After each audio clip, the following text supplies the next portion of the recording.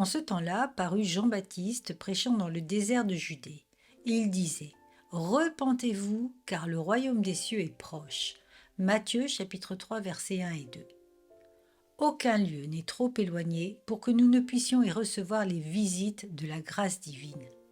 La doctrine prêchée par Jean était celle de la repentance. Repentez-vous, disait-il.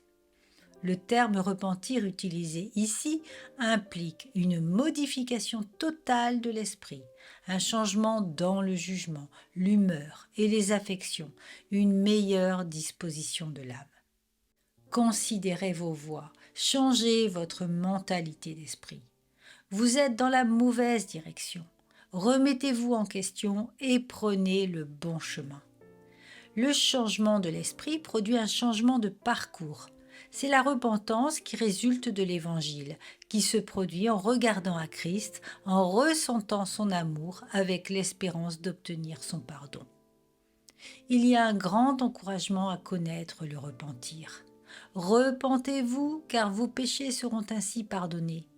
Retournez à Dieu dans la voie du devoir, et lui, par le biais de Christ, retournera à vous dans le chemin de la miséricorde.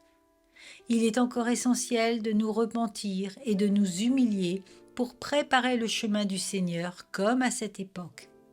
Il y a beaucoup à parcourir pour qu'une âme trouve son chemin vers Christ, et rien n'est plus nécessaire que le constat du péché et la conviction que nous ne pouvons pas être sauvés par notre propre justice. Il peut y avoir de nombreux auditeurs empressés, et cependant peu de croyants véritables. La curiosité et l'amour pour la nouveauté, ainsi que la variété, peuvent conduire un grand nombre de personnes à assister à une bonne prédication. Elles peuvent être touchées pendant quelque temps, mais sans y être jamais assujetties à la puissance de cette prédication. Seuls ceux qui sont amenés dans le chagrin et la honte à admettre leur culpabilité sont prêts à recevoir Jésus-Christ comme leur justice.